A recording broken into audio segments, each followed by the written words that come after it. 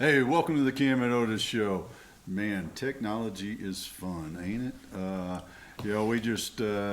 We're joined by a good friend of ours, David Vaillencourt, and from founder of the GMP Collective. And I'm just kind of making fun of all of us techie heads here.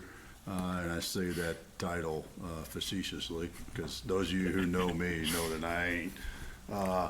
And how we are getting our butts kicked by the technology that's supposed to be helping us and making our products better. Thank you very much, technology friends and family out there. David, how you doing, man? I am doing really well. I'm so excited to be here with you guys. I know we were talking a minute ago. I'm usually at home in Colorado Springs, but happened to be woke up this morning in Silverton, and it's very much winter outside, and it's such a refreshing place for me to just recharge and re-energize. So I'm extra excited to be here and on top of my game as best I can. Awesome. And I was just saying I hadn't been to Silverton in years, and God, what a neat town. And as a matter of fact, spoiler alert. Well, I guess this won't be a spoiler alert because this podcast will come out after the newsletter next week. But I actually wrote something about that in my newsletter about that taking some time off. So I don't know if that's dates wrong. Comes out tomorrow. Oh, hey, it is a spoiler alert then. All right. Well, I can't ever keep track of those sort of things. So, yeah, okay, spoiler alert. So those of you who can't wait to Monday morning to read Monday Moments newsletter, hate to spoil it for you, but it's something about taking some time off to recharge your batteries. So while you're recharging your batteries, let's test a little memory bank stuff. So geologist gotten into cannabis consulting, and I know you and I talked about this over a beer, but I love the story of how that kind of those two, I'll call them polar opposite things, you crossed over into it. So tell us how that happened.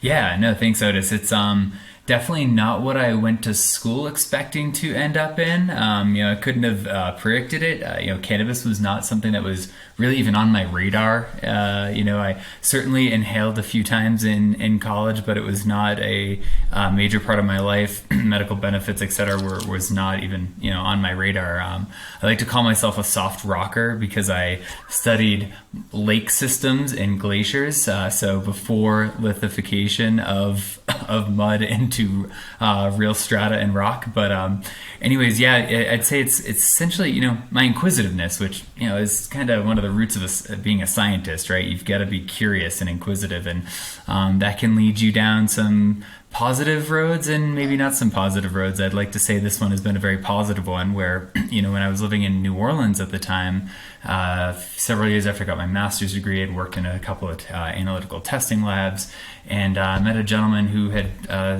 created the first disposable vape pen. He had patented it, worked with his father, and just asking questions about the product line. And he was like, I was like, are you legal? Is this a legal product? Because we literally, there's no standard operating procedures. They say it's solventless, they say it's safe, but they have no documentation about it. And this was back in 2015. And, I'm asking these questions because I did a lot of government contract work, especially, quality testing, Superfund sites, et cetera. And he's like, that makes a lot of sense what you're describing. Like when the PhD leaves our operation for the summer, optimizing our solventless extraction system, how do we know it's going to continue to operate as intended? And what are the warning flags? If you don't have the data, you're never going to know until it's too late. And we're talking about consumer safety, right? Patients, consumers, depending on your market, and that's critical. And so that led me on this quest to be like, well, what does the cannabis industry look like? What oversight is required by the states? And I was fun employed at the time after I'd worked myself out of a job for the Department of Interior as a contractor on the BP oil spill damage assessment. And that we closed that contract as DOI and BP settled together, and just went to my friend's. I went to the college library down the street at Tulane and grabbed all the books I could find on cannabis, which there were maybe 4 I was going to say, that was probably a pretty quick grab, wasn't it? You didn't have to get your cart and push down. No.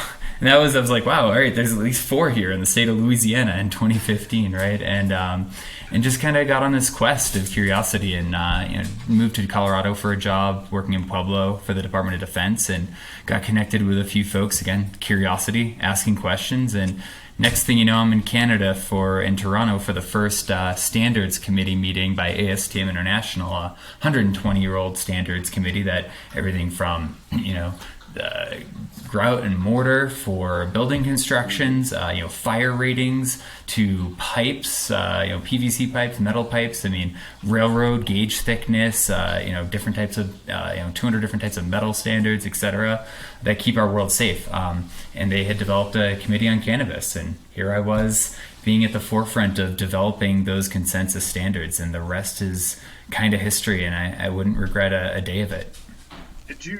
How did you connect the geology back in with that? Because there's some areas in the business that do tie back into that, but it almost sounds like you just took the science background and applied it to these other areas. Is that right?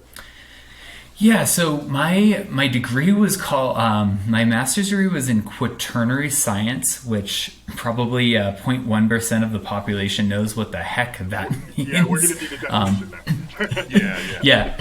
And essentially it's one of the most recent periods of geological history, of Earth history. It's the last 2.7 or so million years when we had glaciers in North America, consistent glaciation in North America.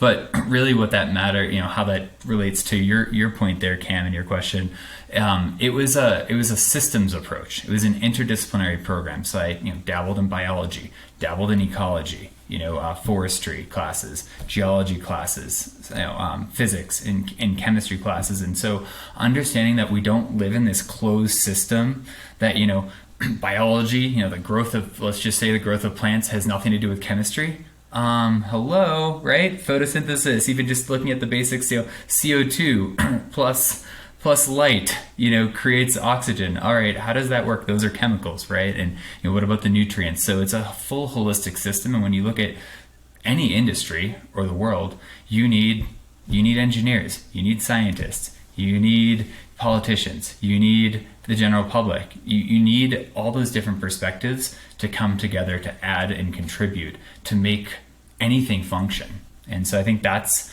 really what helped me connect the dots and be an asset into the industry. Does that holistic approach just come from the fact that it's like the current period? Because you said it's the most recent, we're still in it. Is that where it kind of comes from? Because you actually have current data versus every other aspect of, every other geological period. It's all buried so far deep that it's like, it doesn't factor in the same, like that's more relevant for the modern approach. Is that what you're getting at? So the Quaternary period, definitely we have more data in terms of, there's less gaps because it is the most recent. For example, like ice cores, we can, now I'm dating myself and trying to dust off the cobwebs of grad school classes, paleoclimate classes 10, 15 years ago. But, we have a lot of places with consistent unbroken records for that period. And so we're able to see, with isotopes and glaciers, in Antarctica, and be like, all right, here's the fluctuations. All right, we know that there was, glaciation for that last period of time. And then before that, again, pushing my geology brain, but that was a clear period in the Cenozoic era that there was a major shift in the world. So those processes, and that's what I'm hearing, is the processes that you learned in the research is what's led you to, you and I've talked about this, and I've dabbled a little bit in the cannabis industry myself. The wild west needing to be tamed, as you mentioned, railroad railing sizes and things like that. I'm thinking, putting the railroad down, connecting the east to the west and that sort of stuff. I was just going to say that comparison is pretty good because you think about the different states regulating things completely different. It's like each company in the railroad's like, well, mine's going to be 3 feet wide, and well, mine's 3.2 feet wide, and then no one can play together because of that. So I don't know. That's one of those. I feel like we always said the Wild West of it, but I feel like that analogy is really built up over the years. Yeah, so I throw that at you there, David. And how do those processes that you learned in the regulating, how does that translate? Because here's the other thing that's kind of the polar opposites: rocks, and now consumer ingested, I guess would be. I'm trying to use a big science word. Consumer consumed items. Yeah, consumed products. Yeah, consumed products. Yeah. Now that's pretty different, also. It definitely is, and I mean, man, how do I? So let me start with your point, Cam, and the railroads. I mean, think about the harmonization, the continuity. So what makes, if you're transporting, let's just use coal as a simple example, especially going back in time, all right, we're transporting that into Massachusetts. You're coming, you hit the New York border, Massachusetts, what changes? It's just a geographic, political separation. There is no real, you're walking through the woods. You're not like, oh, I'm in Massachusetts now, or oh, I'm in Colorado and I just walked into New Mexico. I crossed the line. Like it's arbitrary without those political lines, right? But the product's the same, the risks are the same, what we need is the same. We still need to transport product across, and so we shouldn't have those arbitrary lines from a consumer regulatory standpoint. And the same goes with the example of railroads being the appropriate gauge. Without that standardization, we can't facilitate trade. You can't have consumer confidence. You get McDonald's in California, in Massachusetts, in Colorado. You're expecting the same kind of product. It's consistent. Now, is it the type of food that you and I would eat every day? That's a different story, but it's predictable and you know what you're going to get and you know that it's going to be safe within an acceptable tolerance. We don't have that in the cannabis industry because of the state-by-state approach. So we've essentially built this, 13 colonies that don't talk to each other. It's 39, I think 40 states now with the recent election with a program, and there's different levels of heavy metals that are acceptable. Some states test for 4 heavy metals, some states test for 15, some states test for 13 pesticides or 33 pesticides or like 105. What's different about cannabis being produced in Colorado that it makes it acceptable that we only have, say, 13 or 9 to test for? That doesn't make any sense, right? The product should still be safe regardless of the jurisdiction. So that concept of bringing the systems, bringing the different experts together and knowing no political lines, the product does not know political lines. So we need to approach this holistically regardless of where you are in the world. One interesting thing I want to add on, Bex, I hadn't really put this together before, but when you talk about the different state systems, one of the conversations I think a lot of people have that's really interesting is the states that they open up the legal market and then the black market is still so proliferated throughout the state that the legal market doesn't bounce back. They can't take it over because it's being taxed and there's all these different things there. And I think what you're talking about there is a really good case for some sort of federal regulation on that, because when you facilitate trade between the states, you're giving that boost to the legal market. And with the legal market getting that boost, that it's going to become more and more competitive, because it's going to come back to, just the basic economics for the consumer of which one's cheaper, which one can I get more easily, whatever that is. And if you facilitate that trade, then you add in the regulations and all those kind of things, you're going to get the better product, and it's going to be much cheaper than it had been. And it's just one of those where it's like, if you want to make the impact on the illegal side of things, approaching it from a market standpoint on the legal side is a really big thing. I didn't really put that together with the connecting the states there, even if it's only 40 of them, still having that connection just to boost the trade and open up those opportunities makes a big impact on the market. Yeah, and if you take it back to my kind of systems approach, and I don't have the book with me, but one of my other more recent favorite books that I've been reading is Don't Be Such a Scientist. And so, sit there and just be an academic and say, all right, I've got a master's of science. Yeah, let's talk about carbon isotopes and hydrogen isotopes and the impact on climate change and, 0.7 degrees centigrade, over the next, say, 50 years. Well, that's all great, but what are the economic impacts? What are the societal impacts? What are the political impacts? What, you're going to build a road through a mountain. We can talk and we can nerd out about the science of that and the feasibility, but you have to look at all these other factors. So when you take it to, the illicit marketplace and consumers, we have to account that equation. We can't just say, well, it must be, we must do it this way because the science says so. We have to be a little more flexible, and we have to think about market relevance. And so there's 17 different dynamics right there into play, and that's a lot for any one brain, mine especially, still to wrap my head around. And I'm not here to say I'm the expert in any one of those, but if you can respect the need for those different disciplines and folks' perspectives and approaches, even I haven't even talked about cultural perspectives and approaches, right?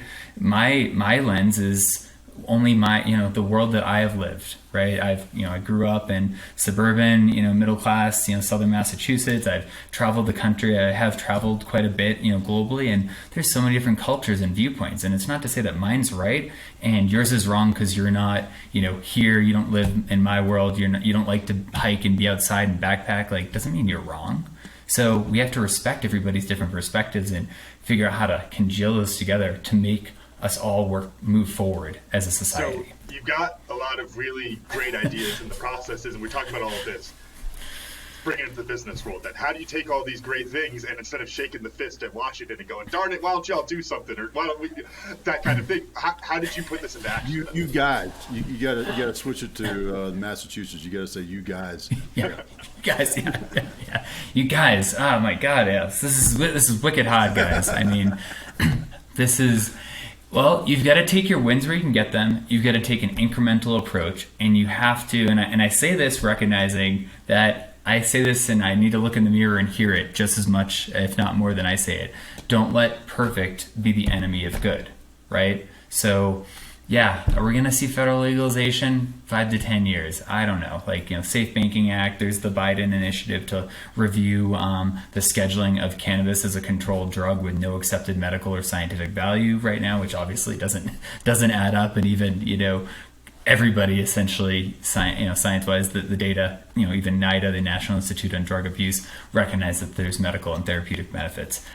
I'll digress from that back to our point here of you've got to take your wins and you've got to just accept incremental steps. It's not going to be perfect, but if you can't make some sort of progress and figure out what's that next step, let's break this down, then you're never going to get to that, utopian 10-year goal that we all want.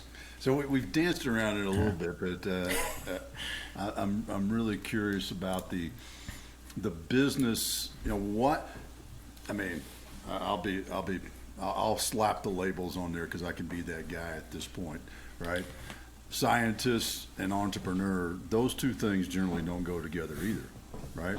So where did this entrepreneur, I can start a business to solve a problem. Where did that spirit, that catalyst come from? Probably ignorance. Ignorance and an appetite for risk that I wasn't sure where am I on this risk tolerance curve? Oh, I guess it's a little higher than I thought. Literally I was working in Canada quite a bit in 2018 for a large testing inspection certification multinational company, helping Canadian operators prepare for export to Europe with what's known as GMP is good manufacturing practices, and European GMPs for cannabis follow the pharmaceutical standard, which is essentially the highest, let's just call it highest flavor or tier of GMPs.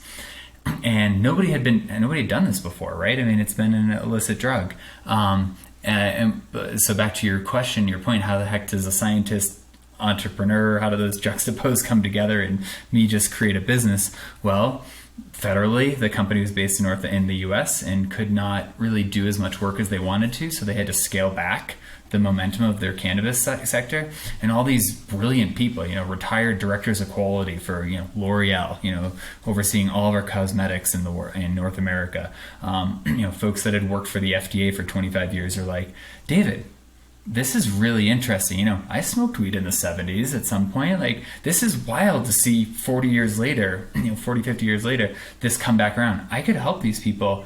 I like working with you.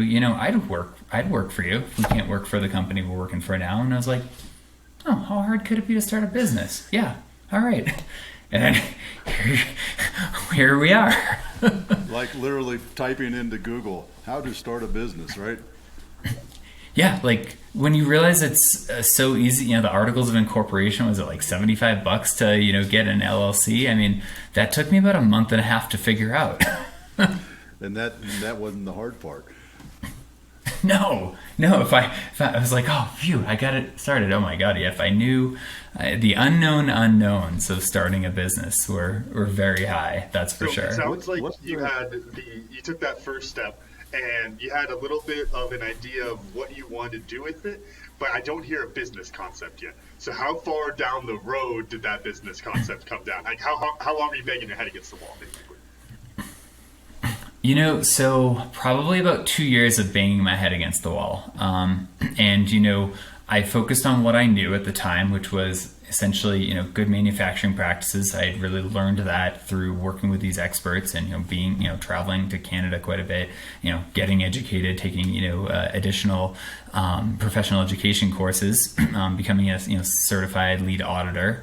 And it was like, all right, everybody needs GMPs. Everybody needs them. Well, again, that's great in theory in this like little, utopian bubble, but there's 9 states now that reference GMPs out of 40. And if you look at the pharmaceutical grade GMPs, again, that's a high bar. We're not there yet today.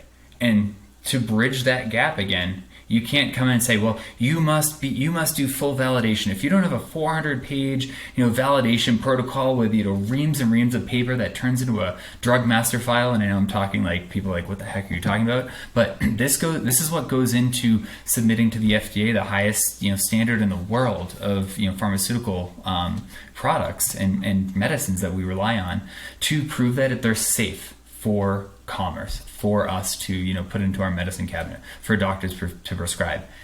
But they didn't just get there overnight. Like that wasn't there in 1938 when the FDA was formed, part of the Food and Drug and Cosmetic Act.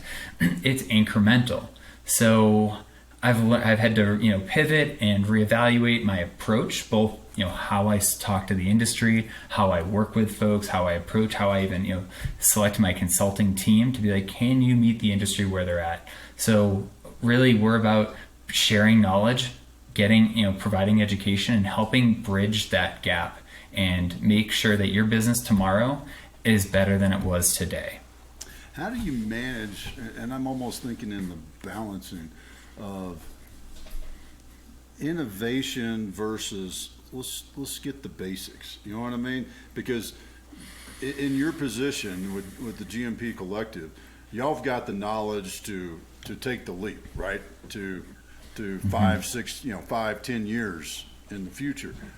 But your clients are in that majority of them, I'm going to say, are in that basic. Oh, you mean I got to disinfect that? Oh, I didn't realize that. So how do you balance that approach with your clients? It is probably just as hard to bring it to the clients as it is even for my head. It kind of, I'll use another analogy of, biting off taking an elephant one bite at a time, right? And so it's like, yeah, you've got to disinfect that. You've got to have better cleaning. You've got to have environmental monitoring. You've got to have, official employee training. Well, great. Okay, Cam Otis, you're 2 people running a company and everybody's working 50 hours a week already. Sounds great, David, but sorry, reality is, do I want to have business and payroll and money coming in? Or do you want me to just stop everything and do all this for the next 3 months? Well, okay, let's be pragmatic, right? So it's really one step at a time. What's the lowest hanging fruit? Does somebody in your company love developing training programs? Awesome. Let's start with that. What's the simplest training program that you could really formalize? Let's look for something you're already doing, but maybe aren't getting, I like to say, get credit where credit is due. You're not documenting it. So, all right, Otis, you've run all these training programs, but you're going to go on vacation. And who's going to run the training next month? Well, how can we get that knowledge transfer set up so that Cam can now do it when you're gone next month? Let's start there. And baby steps, and let's evaluate the effectiveness. Let's tweak it. Just get something out the door. And we'll get to that environmental monitoring program maybe in 3 months.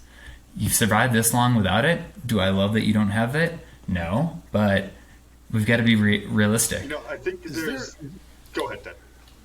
Yeah, I was just going to say, are you working with an ROI at this point, or is there more of a do this or your doors get closed sort of thing?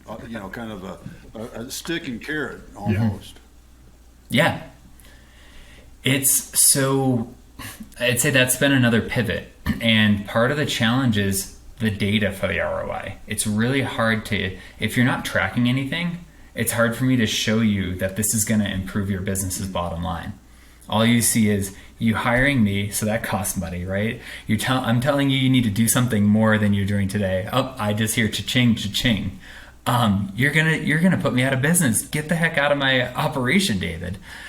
No. What's the ROI, right? What's the where can we gain efficiencies? Let's start identifying. Oh, you had a labeling mix up because of why? Why did that happen? What did that cost you in manpower? What did that cost you in lost product, reworked product? If we start to quantify that, because that's all these systems are all about, inefficiencies. It starts getting into lean. Folks that are familiar with Lean and Six Sigma, it's reducing waste. If you're not measuring it, you can't manage it, right? So GMPs really are about data collection and improving your operation one baby step at a time. So it ultimately comes back to the ROI. Kind of a long way to say it is all about the ROI, and it has to be more of that carrot and incentive than the stick, because I don't work with threats and you're going to put me out of business. Challenge accepted. I'd say the interesting thing there when we talk about the carrots and the sticks for the incentives is people forget how sticks are so much more abstract than carrots. Like when you talk about they're going to come in and shut down my business. What does that look like? That doesn't sound real. But it's hey, we're going to make you $1,000 more this week. Okay, I'm in. What I'm curious about is you mentioned earlier working on the damage assessment for the BP oil spill. That's, again, something where it seems like you're taking this huge equation and trying to quantify it into actual numbers for people. Do you think that background gives you an advantage in what you're working on now?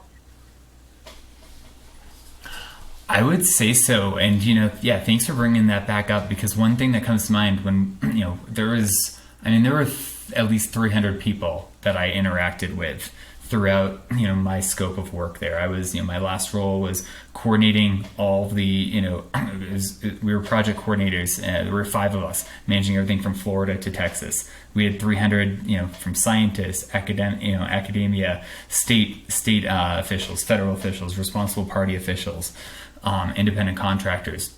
And one thing that really struck out is when they were trying to do the ecological impact of sea turtles. And it was well, how many, loggerheads are out there? The lost years when they're out in the deep ocean, we have no idea. And I think one of the reports came back and was between 30 and 3,000 turtles. Very precise. Okay. Right? Very precise, yes. And so, but what's the point there? Ranges. You're not going to come down to, it was 346. We know that we live in a zone of reasonableness and a range. And in the cannabis industry, that's no different. People want the answer. It's not always black and white. We do have to put a line in the sand, but accept some tolerance. All right, is it 10,000 colony forming units? At what point is 7,000 your action limit? Let's go between 5,000 and 8,000 is our goal and our target. Have ranges and accept that science is imprecise. You only have so much time, again, to collect data. You're always going to want more information, but you've got to figure out what's that 80-20, the Pareto principles. You've got to just get the best bang for your buck. And so I kind of bring that back to the damage assessment. There's going to be a lot of uncertainties and estimations, but you've got to at least do some homework and get the data so you can have some range of certainty that you can work within. You can refine that over time, but if you don't start with somewhere, you're never going to be able to get more precise. You were talking about the meeting the person where they are. On that perspective aspect, one thing that really comes to mind for me is like talking about like the knowledge bias, and it's like you have this understanding of what things could be, and so you know can look so poorly upon things. Like what comes to mind is like thinking about looking back on like the Roman Empire. There's so many like sanitary things that we go like, that's ridiculous, and it's like, yeah, but they also got running water. That's amazing. Like it's like, you know, you got to have a little bit of perspective on it.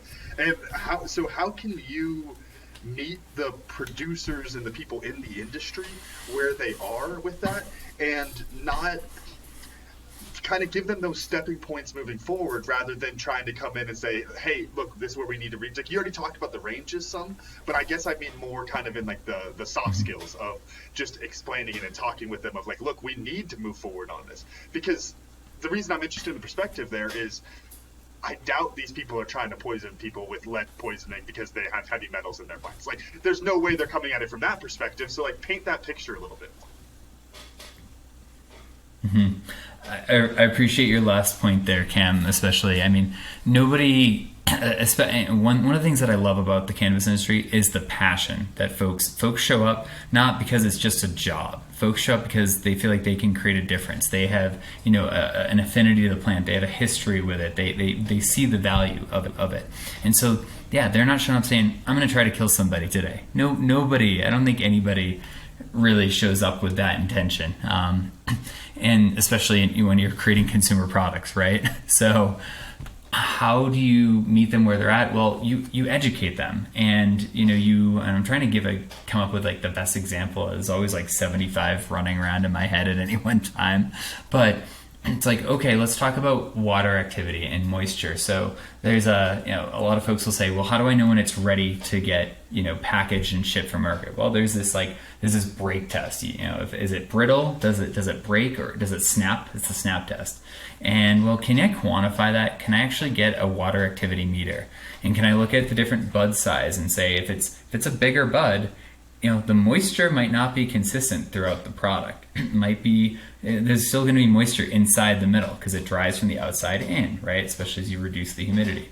So have you thought about the different bud size and how that affects it, and not just taking one data point? And just because that stem breaks over here and passes the snap test doesn't mean all of them do. And so it's like, how can we make this quantifiable? How can we put what is, you're the expert, you're the cultivator, not me. How can we take what you already know and translate that into a measurable activity, so that, again, you can get away from it and work on bigger things and cooler things while you have the rest of the team do these measurements and have better accuracy. And so it's meeting them where they're at, learning what their skill set is, and then figuring out a way to kind of merge that with science and objectable data. And the reason why I bring that up back to the safety aspect is, if you don't dry the product to an appropriate water activity, well, now you've got microbial and yeast that can grow. And that's where you actually start to get product safety issues. You can get mycotoxins. These are metabolites of organisms that are lethal at parts per billion to consumers. And so we don't want that. Nobody wants that. So rushing and not, until you connect those dots and hear the why, right? Why does this matter? And how can we measure it and make your life easier? I think that's the way that you start to get traction with folks to meet them where they're at, instead of, you're doing this wrong, you're making, you're putting consumers at risk. That's going to turn in, that's not how you build trust, right? What's a business, starting your business with little to no business knowledge, looking back, what's one of the biggest things you're like, man, I wish I would have done X before I did Y? So, one thing I'll say is I'm very grateful for the mentors I've had. I've had the best mentors and advisors, and it kind of goes back to that curiosity. I'll ask for advice. I love to listen to people. I want to learn, but that's actually on the other side to your question is kind of challenge me, where back to don't let perfect be the enemy of good enough. Like, I'm waiting for the perfect answer. It's like, well, my business plan's not really ready yet. I don't know that this blog post that I want to write, I'm not a writer.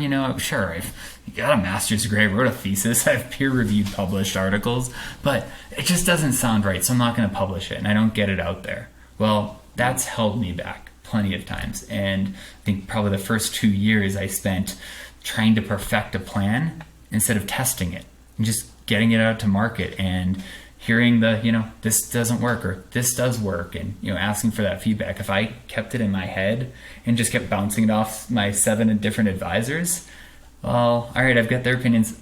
Go to market, David. Get it out there. And so that's probably the biggest thing I learned is, and I'm still learning, is get something out there. So don't wait too long. If you have a great idea, you've got to test the waters. You got to test the market. You got to be vulnerable and willing to put it out there, willing to fail. Because without failure, you can't learn. And I'm hearing something that I hadn't connected the dots yet either, between the science and the entrepreneurship. Because what a lot of entrepreneurs get wrong is that collecting their data, monitoring their business and seeing what works, what doesn't work, what cash flow, clients, feedback, all those sort of things. But what science taught you was collect data. Take that measurement, right? You drill the core, or you survey the ocean, or whatever those things were.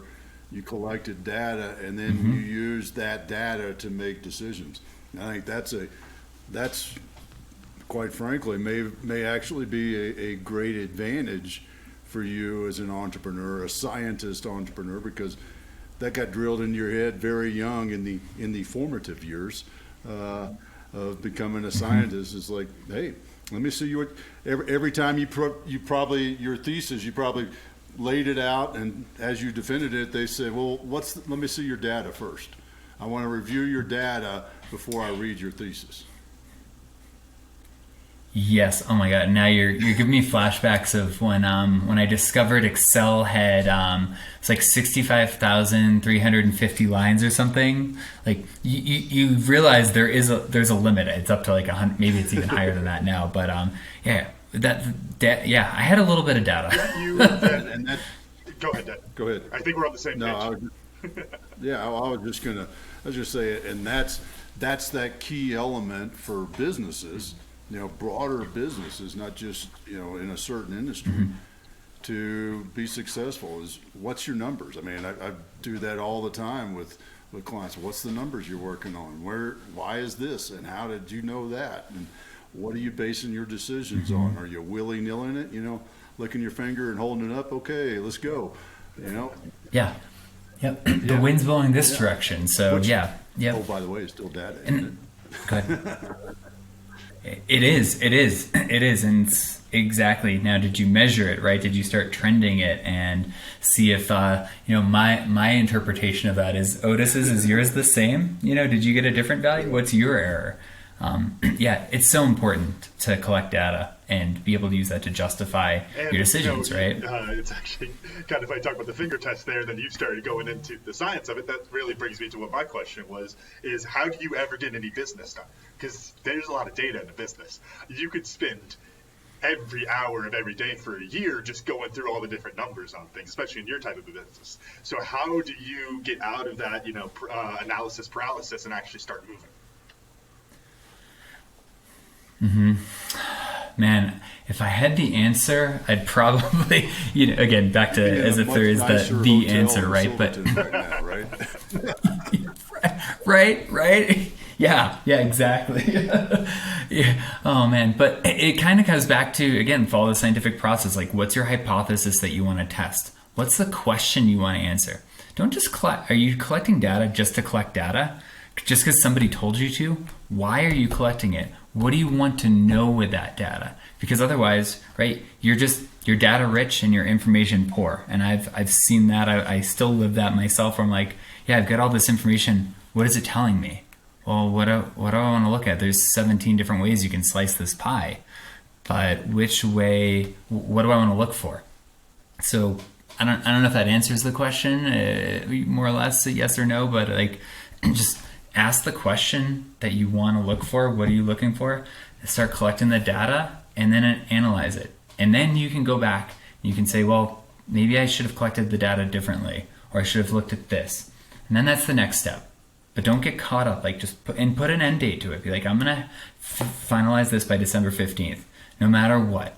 If, I might want to collect more information, but December 15th is my deadline.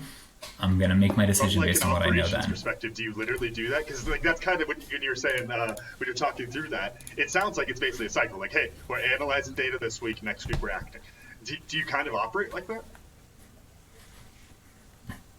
I've started to more and more. Like for example, my website for my company, we haven't updated that in 2 years, more or less. It does not reflect.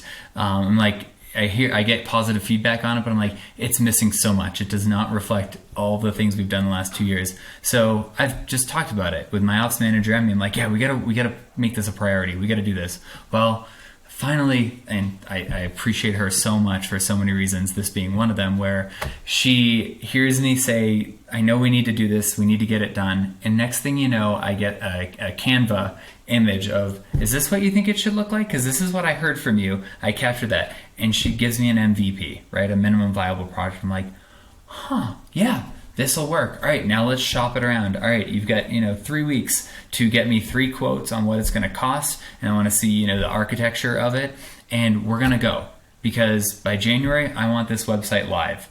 Will it be perfect? No.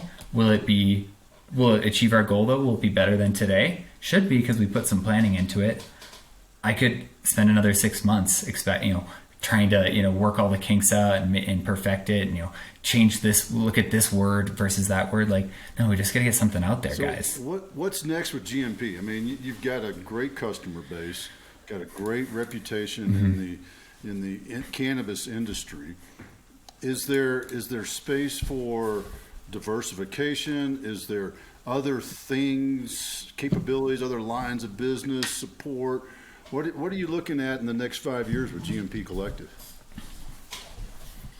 Yeah, good question. So what I'm really focused on that's a good question for the next 5 years. I want to amplify others, and it goes back to the data and information. So I've got my lens of expertise. My consultants have their lens of expertise.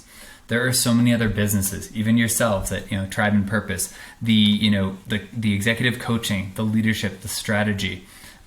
Our industry needs that. We need so much help. And there are so many folks that come from outside of the industry that understand it and have a passion and can contribute. And I want to amplify those voices. I want to make sure that there is a, organized, finding credible information is so difficult, especially in this age. It's like, well, whoever you follow on Facebook and Instagram is going to determine your, I can tell how you voted based on, what's showing up on your feed. Well, let's get that bias out of the way, and let's help, decentralize that and provide actually centralize it with, the credible information that folks can rely on, that folks can go to. And so amplifying that thought leadership, blog posts, linking, just creating a database of that information so folks can know where to go is really where my 5-year plan is, so that we can then again be on the same page, so we can work towards harmonization of California versus Massachusetts versus Colorado, so that we can prepare for the global economy that's already happening around us. There's international trade of this product going on every day. We can't even ship outside of borders. And even if we could, state borders, even if we could, the standards aren't the same. So we've got to align those, and you need information to inform decisions and policy. And so that's kind of my long-winded pitch of where I'm going in the next 5 years. One follow-up on that, Cam. Are we, as a U.S.-based industry, cannabis industry, missing international trade opportunity then? Is that what's happening? Yep. Big time. I mean, Canada has been legalized from an adult use standpoint since October 17th of 2018. It's been 4 years now. I just read that, there's another shipment, I think, from Portugal to Germany. You've got Australia importing product from South America. You've got Israel being a huge importer. There is global trade happening without us right now, and they're way ahead of us. This wasn't my question, but just to add on to that, it makes me think of the comparison I heard years ago. And David, I hope you still agree with this. I hope it's not outdated, because I've been saying it since then. But it's that when you look at the cannabis industry as it grows, it's going to become a lot closer to like a wine industry and those type of things. Like I know people talk about like the western slope of Colorado being, it's like, hey, this is western slope cannabis, like, you know, then California and all these type of things. To me, that's an even another level of the market where it's like not only is there trade happening, but we have the opportunity to regulate it better than other people, would set us up for that success. Like thinking back to early days of the internet, you know, the regulations, what's the phrase? First do no harm when they came to regulations. Like they're just trying to open up the market so they can be the dominant ones. And then you add in the fact that, I mean, I don't know how much in other places, but California's got to be synonymous with cannabis in other places of the world too. And it's like you start having that, you leverage that advantage. Ooh, you want to start talking about some tax dollars for Washington over there. There's some money to be made. And so I think there's huge opportunity in that. Go ahead. Yep. I think the point there, right, about like the wine industry and, you know, how cannabis will look in years, you know, comes back to that, you know, business concept of how do you differentiate yourself? What makes yourself unique? Everybody grows great weed, high quality weed. Well, again, according to what data, according to what niche. So yeah, I've got, you know, Emerald Triangle, you know, Humboldt County cannabis, you know, grown amongst the redwoods. Is that a unique differentiation? You can't replicate that slope, that angle, that geology, right, of the you know, in that climate. That makes a unique product, just like wine. You know, so, you know, Bordeaux of France is Bordeaux for a reason, right? And the Bordeaux wines. So what makes our products unique? Folks need to really think about that and focus on how they differentiate themselves so that they can have a place in the market. And the final thing I'll say, I was reminded of when I was in Massachusetts giving a talk at NECAN, which is one of many great trade shows in the industry, and the commissioner of the state of Massachusetts, you know, was asked about, you know, how does Massachusetts prepare and how are you preparing your business as a marketplace for, you know, federal legalization? He was like, brands. He goes, we need to create unique brands that can then be exported to other states. It's that intellectual property. It's that knowledge. It's that, you know, the look and feel. Because yeah, everybody's going to want Northern California cannabis. Like that goes back decades, right? It's like, oh my God, that's grown from the you know, NorCal. Oh my God, get my hands on that, please. So how do you compete with that? It's not by growing cannabis in, you know, southeastern Massachusetts. It's by creating a brand. In that area. One, so you're Mr. Geologist, so you've been pulling the core samples in all these different areas. So is it going to be Western Slope, Colorado? Because I heard that years ago as being one of the big other spots that's coming, you know, as far as the actual soil content goes. Do you have anything on that? So I don't know, to be honest with you. That's a good question. Because you know, from Palisade Peaches to a lot of the winery. Perfect. I'll bring it to all my friends that are still active doing, environmental consulting. I'll let you know. Talking about, you know, the future of the industry. One of the things that I had, and I've been away from it for a little while now, but when I was getting it up in Colorado, one of the big things I saw was this resistance to help, like resistance to the outside, in the sense of, I think it goes back to just the history of the plant, the history of the industry of it's, you know, I'm not growing in my basement, I'm in a greenhouse, but it still has that like got to protect every little secret kind of an energy to it.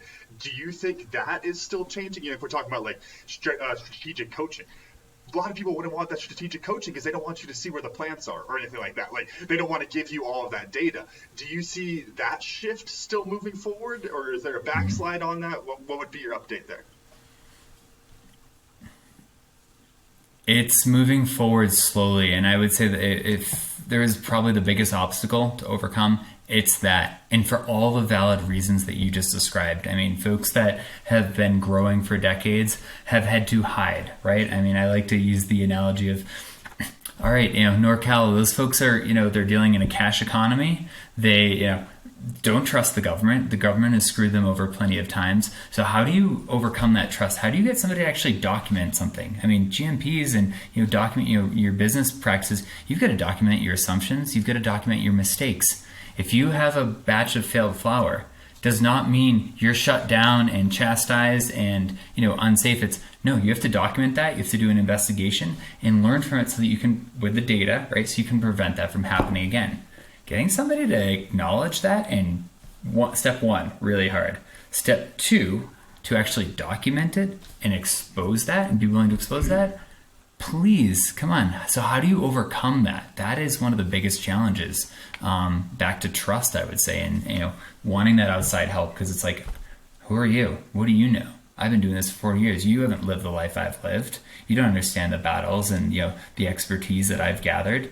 You're right, I don't. I'm not pretending to, but you don't have this other lens of expertise. And back to this ecosystem, we all need to work together. We all have something to offer each other, and as long as you can work to build that trust and meet folks where they're at, that's how we're going to slowly break this down. It's not going to happen overnight, though. No, it doesn't. It doesn't. And having had some of those conversations, I know exactly what you're talking about with folks who have, holding the cloak pretty tight, not wanting to open it at all. And but shifting gears to the what did I learn? For me, this is I found this one really interesting, and never thought about it this way. And I mentioned it. It's the fact that being a scientist, you're a data collector, but that is a great skill to take into being an entrepreneur, because the willy-nilly sort of artist, if you will, which is always the counter juxtaposed, I guess, to the scientist of creating the business, how they can fail so bad and so quickly because they don't understand how to collect the data that they need. As a scientist, you had that drilled into your head and time after time after time, so it becomes a natural thing. So I think for me, that was a great enlightened point of, what, that scientist skill set of collecting data can make you a pretty darn good entrepreneur if you use it in the right way. So, Camden, how about you? What'd you learn? Lots of little things, but the big one that I think was a reminder for me is don't let the perfect be the enemy of the good. And then even I've heard this flip recently of looking at that in the sense of like mitigation, like when we come to problem solving. And this doesn't mean, we always talk about cures and band-aids. It doesn't mean put a band-aid on it, but it does mean maybe you're only curing 5% instead of the 100%. And I think that is a really good way of looking at solving these problems, of still looking for the cure, still looking for the lasting change of that, whatever effect you're looking for, but looking at it from the point of damage mitigation, where it's just like, hey, can we prevent a little bit of this from happening for sure?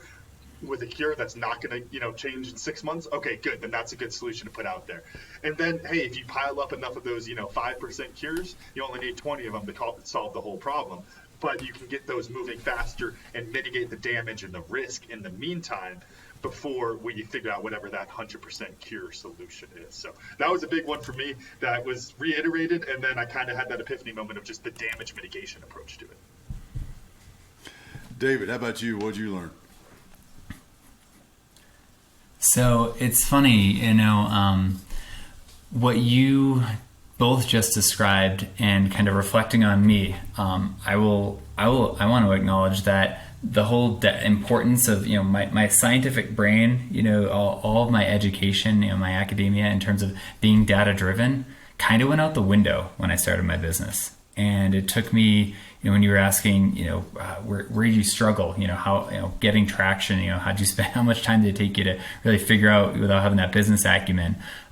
It was because I was so caught up in that perfect, wanting that perfection, that I was just, nose to the grindstone, trying to perfect my plan and my approach instead of testing it and then collecting that data. And I know that is definitely something that's hindered me, which again is ironic, because here we are talking about the asset and advantage that my scientific lens comes, but it's like I've just been ignoring it for so many years, and I'm still struggling to get there. I would say I know I've made a lot of progress, but it just reemphasizes you need to use that data and you need to leverage what comes natural to me. That's a great point, and it just reminds me, of one of the lessons learned from transitioning out of the military too, and I fell victim to that exact same thing.